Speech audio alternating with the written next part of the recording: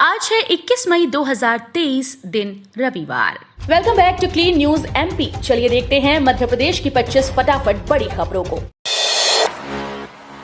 मध्य प्रदेश के गरीब बुजुर्ग पहली बार विमान से करेंगे तीर्थ दर्शन, शिवराज खुद करेंगे विदा। मुख्यमंत्री तीर्थ दर्शन योजना के तहत आज रविवार को मध्य प्रदेश इतिहास लिखेगा। भोपाल के राजा भोज विमानतल प्रदेश के 32 बुजुर्ग तीर्थयात्री इंडिगो की फ्लाइट से प्रयागराज के लिए रवाना होंगे। मुख्यमंत्री तीर्थ यात्रा पर जा रहे 24 पुरुष और 8 महिला यात्रियों का सम्मान करने और उन्हें शुभकामनाएं देने खुद विमानतल पहुंचेंगे। प्रयागराज जाने वाले विमान को हरी झंडी भी दिखाएंगे। नए सॉफ्टवेयर में लीज, रेंट, अनुबंध, अचल संपत्ति पर लोन का रजिस्ट्रेशन होगा घर बैठे। मध्य प्रदेश रजिस्ट्रेशन और स्टाम्प विभाग के नई ई संपदा 2.0 सॉफ्टवेयर में जनता को कई सुविधाएं देने की तैयारी है। इसमें किराएदारी, अनुबंध, भूखंड और अन्य अचल संपत्ति पर लोन, कम वर्षों की लीज और लोन से संबंधित दस्तावेजों का पंजीयन घर बैठे होगा। इसको लेकर विभाग काम कर रहा है। हालांकि इसके लिए सरकार की तरफ से संबंधित कानूनों में बदलाव के बाद ही सुविधा का लाभ जनता को मिल सकेगा। कायाकल्प पुरस्कार के लिए मध्य प्रदेश के 400 से अधिक अस्पतालों की स्थिति संतोषजनक। प्रदेश के 400 से अधिक अस्पतालों की बेहतर तस्वीर सामने आई है। कायाकल्प पुरस्कार वर्ष 2022-23 के लिए हुए मूल्यांकन में ये अस्पताल खरे उतरे हैं। हालांकि इसके परिणाम अधिकृत तौर पर अभी जारी नहीं हुए, लेकिन पहली बार आंकड़ा 400 से ऊपर पहुंचने की उम्मीद है। इसमें जिला अस्पतालों से लेकर प्राथमिक स्वास्थ्य केंद्र तक शामिल है। बता दें कि 70% से अधिक अंक आने पर अस्पतालों को कायाकल्प पुरस्कार मिलता है। मध्य प्रदेश में 16 जून से पहले होने थे तबादले, लेकिन अमल नहीं कर पाया स्कूल शिक्षा विभाग। शैक्षणिक सत्र के बीच शिक्षकों के तबादले होने से पढ़ाई प्रभावित होती है, इसलिए इस बार शिक्षकों के तबादले का कैलेंडर तैयार किया गया था, जिसके अनुसार 16 जून से पहले तबादले होने थे, पर स्कूल शिक्षा विभाग अपनी ही रणनीति पर अमल नहीं कर पाया। गर्मी की छुट्टियों में शिक्षकों के तबादले नहीं हुए और जून में जैसे ही स्कूल खुलेंगे तबादलों का सिलसिला फिर से शुरू हो जाएगा। इस बार विधानसभा चुनाव भी है, जिसमें शिक्षकों की ड्यूटी भी लगाई जाती है, जिससे पढ़ाई पर असर पड़ना तय है। सीएम राइज स्कूल्स के परीक्षा परिणामों ने किया हैरान, गुणवत्ता पर उठ रहे सवाल।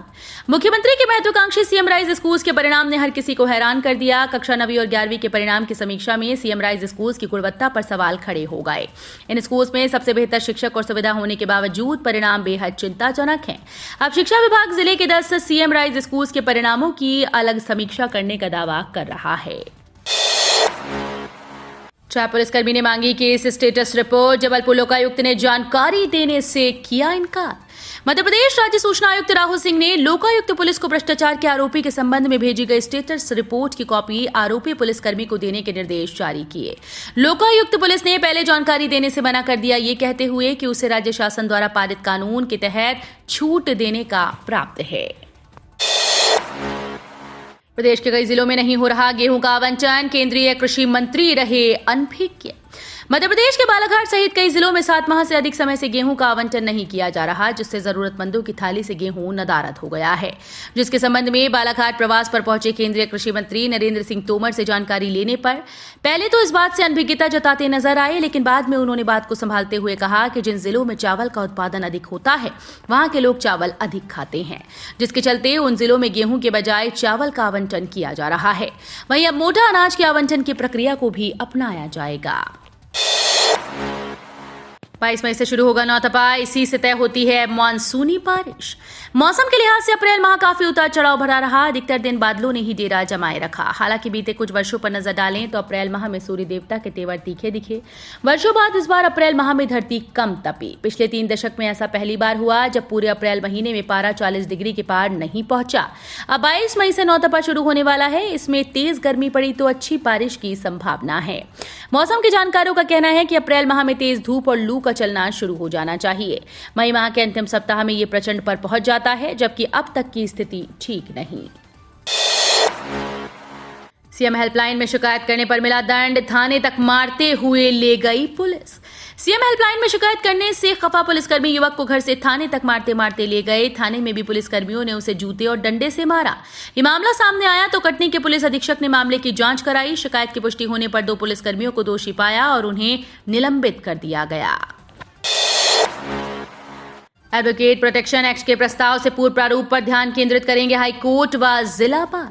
हाईकोर्ट व जिला बार एसोसिएशन जबलपुर ने निर्णय लिया कि एडवोकेट प्रोटेक्शन एक्ट के प्रस्ताव से पूर्व प्रारूप पर ध्यान केंद्रित करेंगे। हाईकोर्ट बार के पूर्व अध्यक्ष आदर्श मुनि त्रिवेदी ने जो प्रारूप व प्रस्ताव तैयार किए थे उनसे प्रेरणा लेकर वर्तमान के हिसाब से अपडेट प्रारूप व प्रस्ताव तैयार किए जाएंगे। उक्त जानकारी जिला बार अध्यक्ष आर.के. सिंह सैनी ने दी। उन्होंने बताया कि संपूर्ण राज्य के अधिवक्ता संघ एडवोकेट्स प्रोटेक्शन एक्ट को लेकर अब कोई समझौता करने को तैयार नहीं। नगर निगम परिषद की बैठक में पार्षद निधि के मुद्दे पर विपक्ष ने दिखाए तेवर, जमकर किया हंगामा। नगर निगम परिषद की शनिवार को बैठक हो रही है। आईएसबीटी स्थित निगम कार्यालय के सभा कक्ष में सुबह 11 बजे शुरू हुई बैठक में विपक्षी पार्षदों ने शहर सरकार के प्रस्ताव को एमआईसी से पारित करने को लेकर जमकर हंगामा किया। कांग्रेस पार्षदों का आरोप है कि उनका पार्षद निधि को अपनी मर्जी से खर्च करने का हक है, लेकिन इस बार 4 टुकड़ों में दी जा रही है। इसके अलावा कार्य पूरा होने का सर्टिफिकेट पूर्व में जनप्रतिनिधियों के द्वारा दिया जाता रहा है, लेकिन अब ऐसा नहीं हो रहा।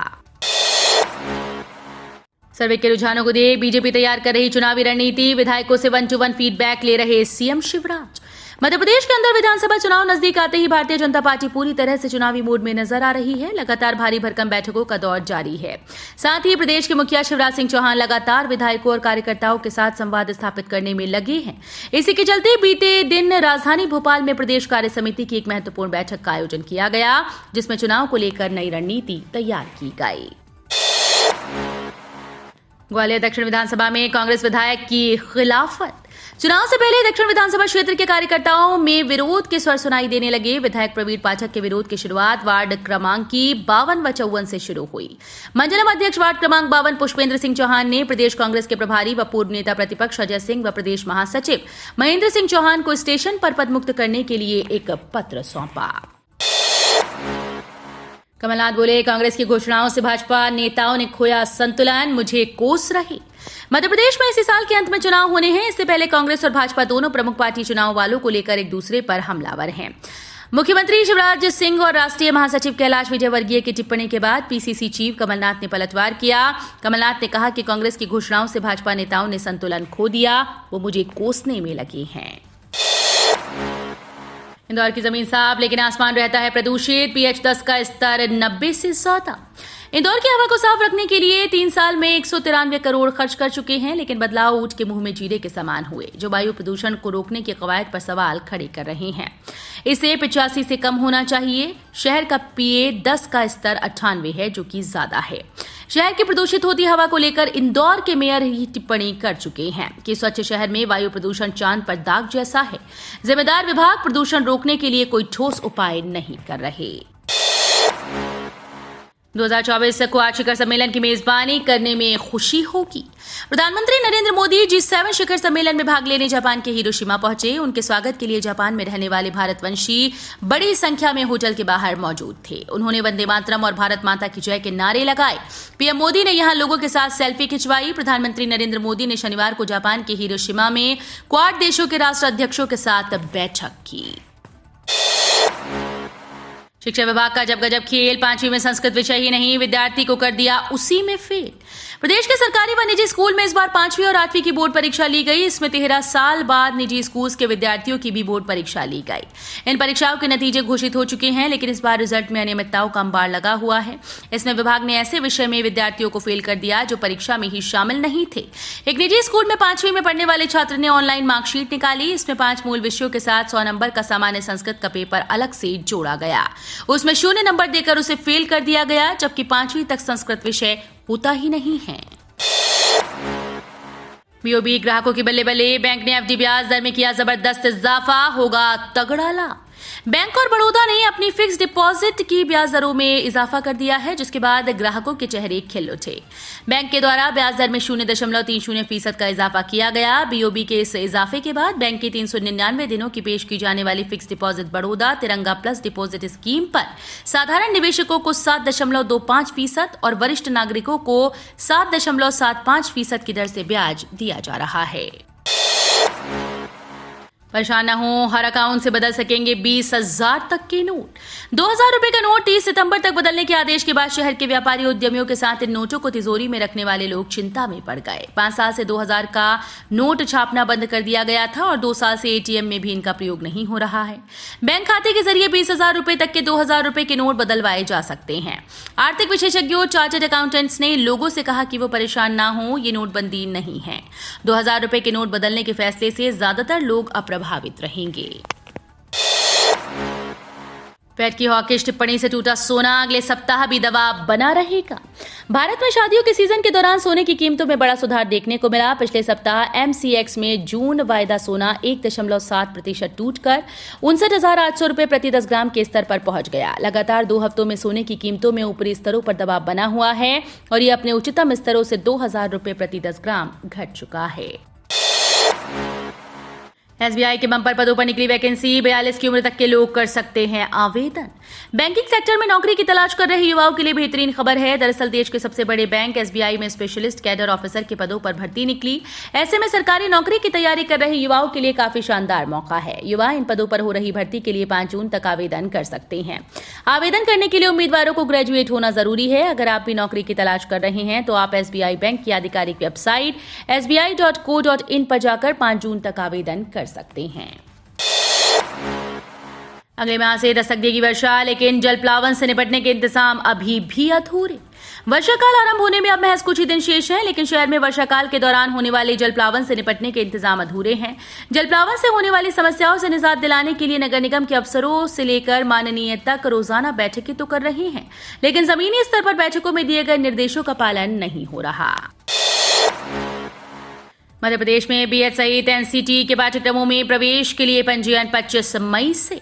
प्रदेश के बीएड कॉलेज सहित राष्ट्रीय अध्यापक शिक्षा परिषद के 8 अन्य पाठ्यक्रमों में प्रवेश के लिए 25 मई से पंजीयन प्रक्रिया शुरू कर दी जाएगी। प्रथम चरण के लिए 30 मई तक पंजीयन होंगे। प्रवेश प्रक्रिया 3 चरणों में होगी। एनसीटी पाठ्यक्रम सहित बीएड कॉलेजेस में मार्गदर्शिका और समय सारणी जारी कर दी गई।